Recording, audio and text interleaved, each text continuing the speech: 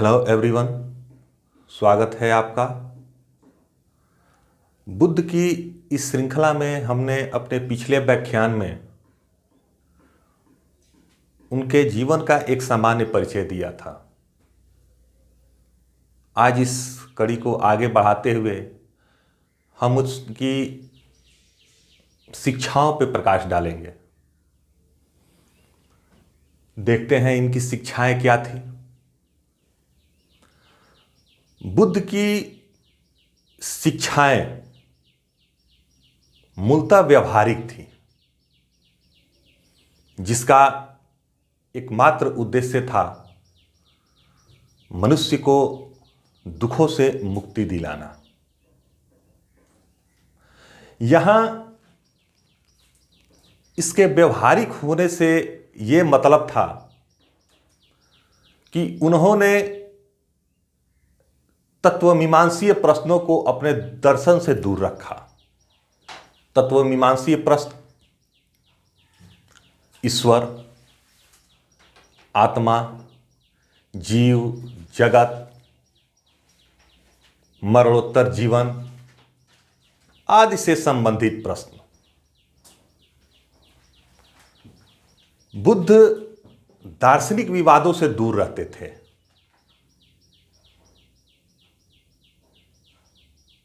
इन प्रश्नों को वे अव्याकृत प्रश्नानि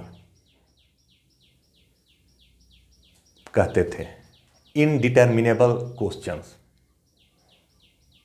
वैसे प्रश्न जिनके संबंध में पूर्ण रूप से कुछ निश्चित नहीं कहा जा सकता है। इन प्रश्नों को पूछे जाने पे वे मौन हो जाते थे, चुप्पी साध लेते थे। कुछ आलोचक इन्हीं कारणों से उन्हें रहस्यवादी, संशयवादी, अज्ञेयवादी तक कहते हैं।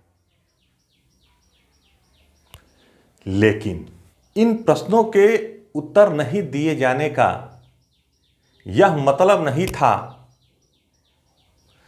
कि उनका दर्शन परंपरागत था, रूढ़िवादी था।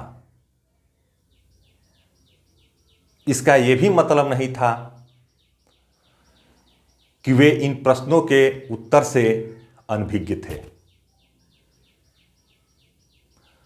वे मौन इसलिए हो जाते थे कि दुखों को दूर करने में इनका कोई महत्व नहीं है। दूसरे व्यक्ति के इस तर्क जाल में प्रवेश करने का मतलब उसमें बुरी तरह फंस जाना है, और यह एक व्यक्ति के लिए कहीं से व्यवहारिक नहीं है कि वे इन तर्कों में उलझे। बुद्ध स्वयं कहते हैं, मैं दुख और दुख निरोध पर ही अधिक जोर देता हूं। बुद्ध एक युक्तिवादी विचारक थे। उनकी शिक्षाएं युक्तिपरक थी, रीजनेबल थी। अपने अनुयायियों से आग्रह करते थे उनकी शिक्षाओं की युक्तिपरक जांच कर ही उन्हें अंगीकार करें, न कि उनमें भक्ति रखने के कारण। ठीक उसी तरह जिस तरह लोहे को तपाकर उसकी परीक्षा की जाती है। आगे देखते हैं। उन्होंने वेदों की प्रामाणिकता को अस्वीकार किया, ईश्वर की सत्ता में विश्वास नहीं किया, नित्य एवं शाश्वत आत्मा की सत्ता का इन्होंने खंडन किया। आत्मा से संबंधित इनका जो विचार है वह अनात्मवाद या नैरात्मवाद कहलाता है। आगे हम इस पे थोड़ी डिटेल में चर्चा करेंगे। पुनः उस वैदिक विचारधारा की कर्मवाद की अवधारणा को ये स्वीकार करते हैं पुनर्जन्म में विश्वास करते हैं। कर्मवाद, कर्मफल, कर्मों का फल। यह जो कर्मवाद है भारतीय विचारधारा की मुख्य रक्त धमनी की तरह है। लगभग सभी विचारधाराओं की यह आदर्श है। पुनर्जन्म, अगला जन्म। यह जो कर्मवाद है, कर्म का फल है, कहीं ना कहीं पुनर्जन्म को ये तार्किक बनाता है, इसे प्रासंगिक बनाता है। कर्मवाद, कर्म का फल हमारे दोनों जीवन को, इस जीवन को अर्थात वर्तमान और भावी जीवन, अगले जीवन को भी प्रभावित करता है। आगे बढ़ने से पहले हम कुछ बौद्ध धर्म के मौलिक सिद्धांतों को जान लेते हैं। प्रतीत्य समुत्पाद, क्षणिकवाद और अनात्मवाद। प्रतीत्य समुत्पाद बौद्ध दर्शन का केंद्रीय सिद्धांत है, मूल सिद्धांत है।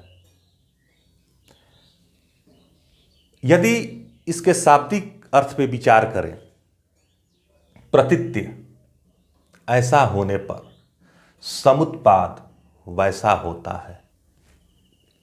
बौद्ध दर्शन का कारण कार्य सिद्धांत है। समस्त सांसारिक वस्तुएं सकारण है, बिना कारण कुछ भी नहीं है। कारण है, उनका अस्तित्व है, कारण नहीं है, अस्तित्व नहीं है। इस तरह समस्त सत्ताएं उत्पत्ति एवं विनाश के अधीन है। उत्पत्ति है, विनाश निश्चित है। इन स्वभावों के कारण वे अनित्य हैं, परिवर्तनशील हैं। इस तरह इस जगत में कोई भी सत्ता नित्य और शाश्वत नहीं है, बल्कि परिवर्तनशील है। इस तरह बौद्धों की सत्ता के विषय में परिवर्तनशीलता संबंधी यह विचार क्षणिकवाद कहलाता है, क्षणभंगुरवाद कहलाता है, जिसके अनुसार सत्ता क्षणिक है, परिवर्तनशील है, अनित्य है। इसे समझाने के लिए वे दो उदाहरण देते हैं।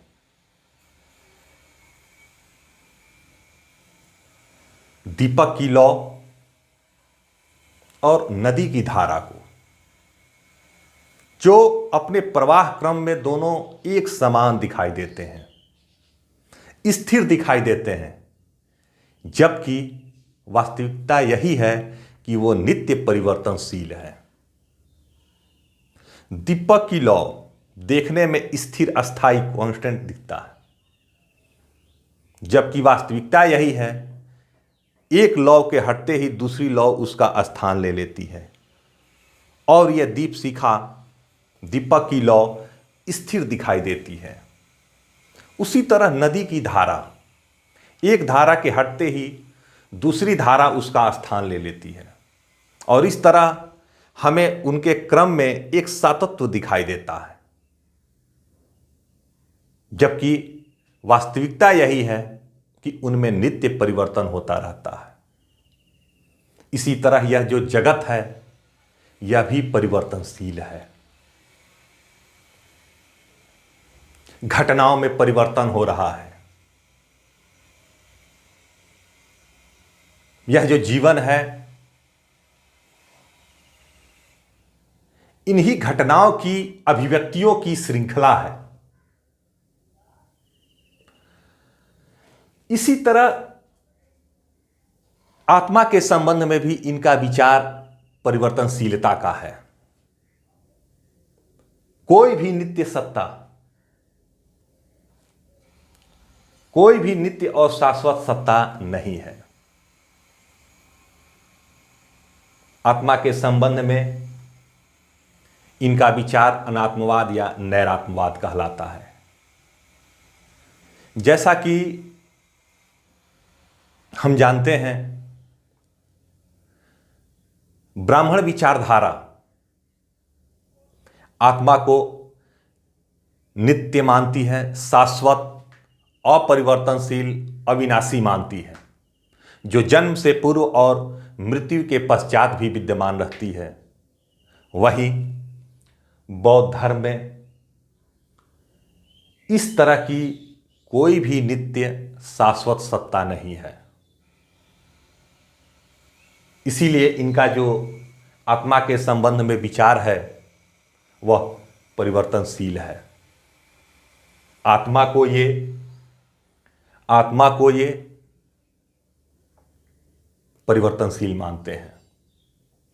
आत्मा संवेदनाओं एवं विचारों का प्रवाह है, जिनमें प्रतिक्षण परिवर्तन हो रहा है। मिलिंद पन्हो आत्मा के बारे में कहती है कि आत्मा पंच स्कंधों का संघात है।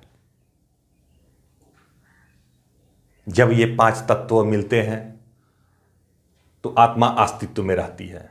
जब इनका संघात रहता है तो आत्मा अस्तित्व में रहती है। संघात जैसे ही हट जाता है, आत्मा नाम की कोई चीज नहीं रह जाती। ठीक उसी प्रकार जिस तरह घोड़ा, पहिया, धुरी, पताका होने पर ही रथ का अस्तित्व होता है, यही स्थिति आत्मा के साथ भी है। बहरहाल अब हम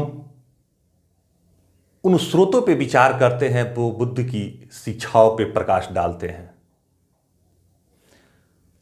यहां एक बात जान लेना यह उचित है कि बुद्ध ने स्वयं कोई दार्शनिक ग्रंथ नहीं लिखा था, बल्कि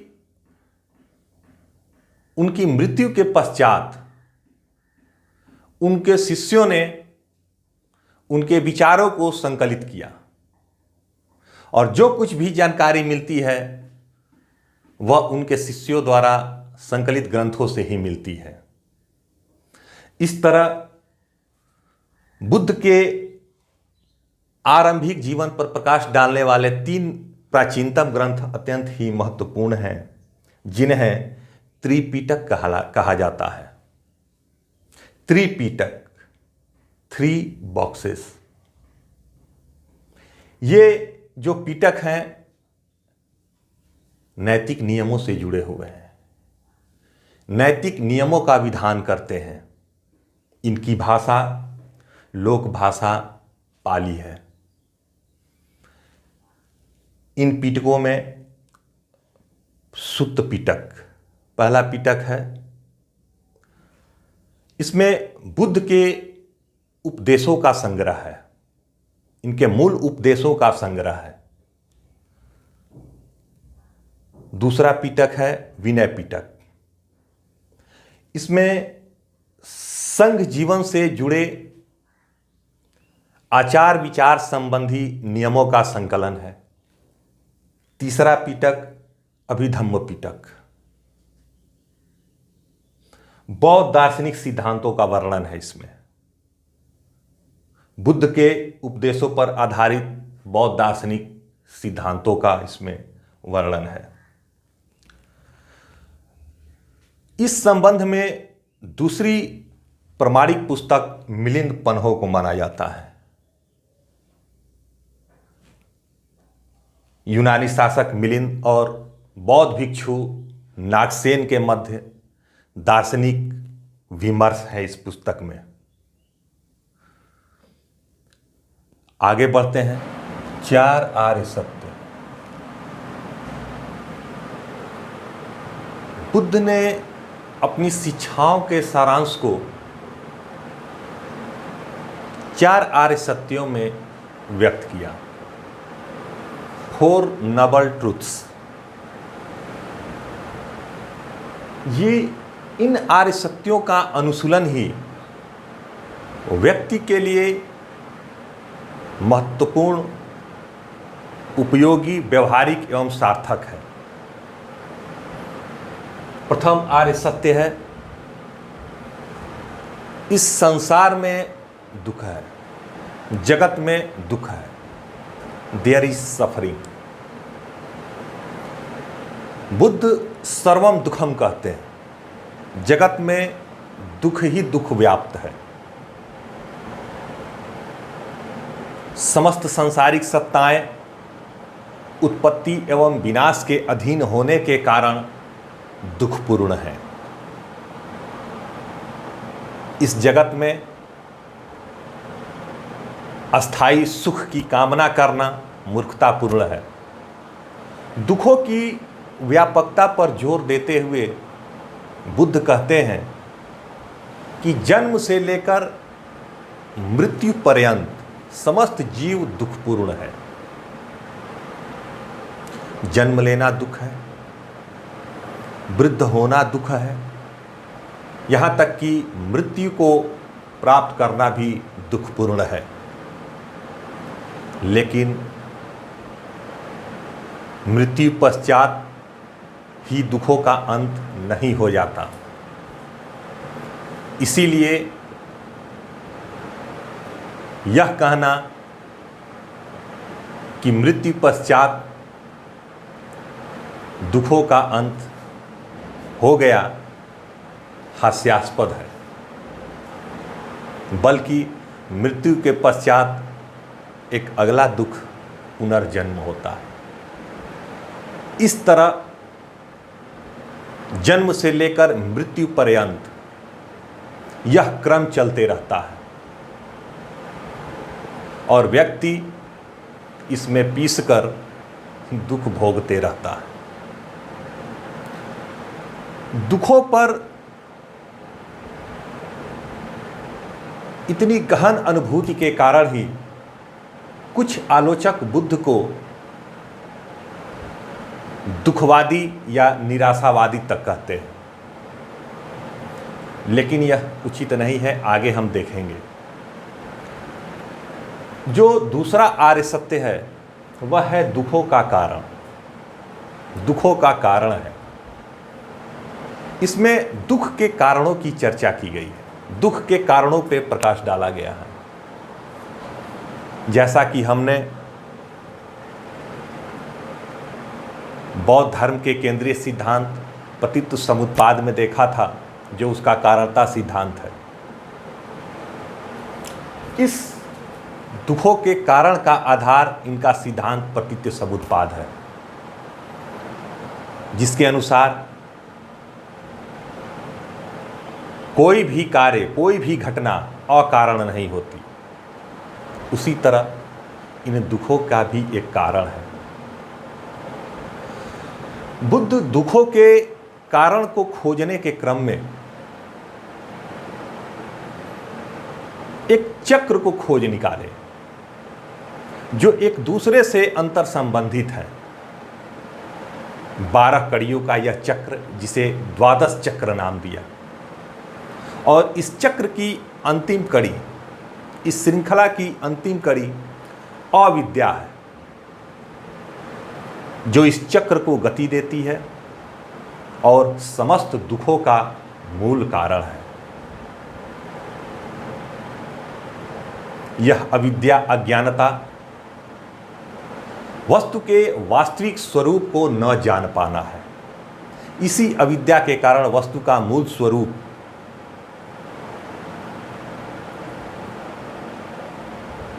हमें अवास्तविक लगने लगता है। हम उसकी अवास्तविकता को ही वास्तविक समझने लगते हैं।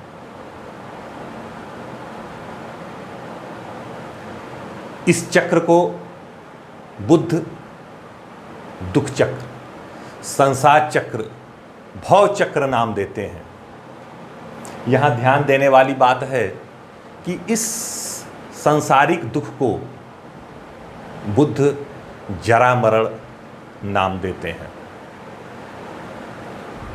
हम अगले आर्य सत्य की बात करते हैं, दुख निरोध। दुखों का अंत संभव है।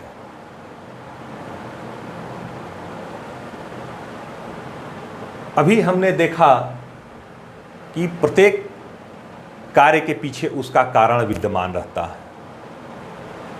कारण है, कार्य है। यदि हम दुखों के इस कारण को समाप्त कर दें, जो कि अविद्या है, तो दुख समाप्त हो जाएगा। अतः अविद्या का अंत ही दुखों का अंत है। दुखों का यही अंत निर्वाण है, जो व्यक्ति का अंतिम लक्ष्य है। जहां प्रथम आर्य सत्य ने बुद्ध पर दुखवादी, निराशावादी होने का आरोप लगाया, वहीं इस तृतीय आर्य सत्य में दुखों के निरोध को संभव बनाकर बुद्ध ने बौद्ध दर्शन को निराशावादी होने से, दुखवादी होने से बचा लिया। चौथा आर्य सत्य दुख मुक्ति के उपाय के बारे में बताता है। दुख निरोध गामिनी प्रतिपत्ति, दुख मुक्ति के उपायों की इसमें चर्चा की गई है। ये जो उपाय हैं, ये जो मार्ग हैं, वो नैतिक एवं आध्यात्मिक साधना के मार्ग हैं। इन मार्गों को मध्यमा प्रतिपद या मध्यम मार्ग कहा गया है। मध्यम मार्ग, बीच का रास्ता। न अत्यधिक भोग विलासपूर्ण जीवन को जीना है, न ही शरीर को छीड़ कर देने वाली उस तपस्या में लीन होना है, बल्कि दोनों के बीच की स्थितियों में बने रहना है। इस मध्यम प्रतिपद के 8 सोपान हैं, जिन्हें अष्टांगिक मार्ग कहा गया है। अष्टांगिक मार्ग एक तरह से साधना का वह मार्ग है जो व्यक्ति को उसके वांछित लक्ष्य तक, अर्थात निर्वाण तक पहुंचाता है। हम देखते हैं इन 8 सोपानों के बारे में। सम्यक दृष्टि, राइट व्यूज, वस्तु के वास्तविक स्वरूप को पहचानना, समझना ही सम्यक दृष्टि है। अविद्या के कारण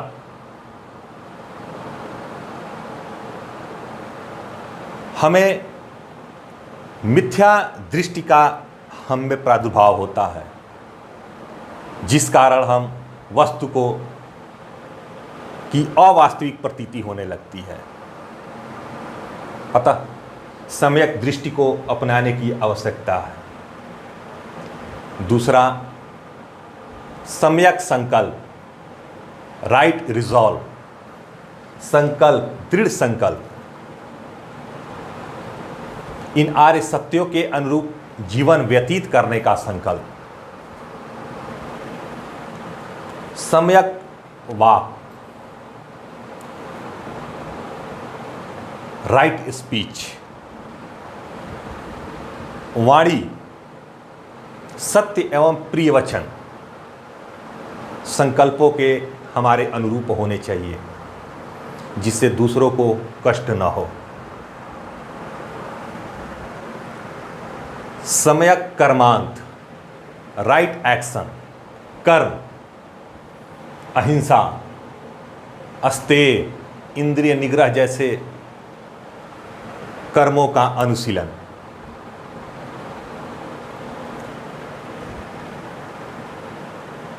एक प्रिय मधुरभाषी व्यक्ति बुरे कर्मों में संलिप्त होकर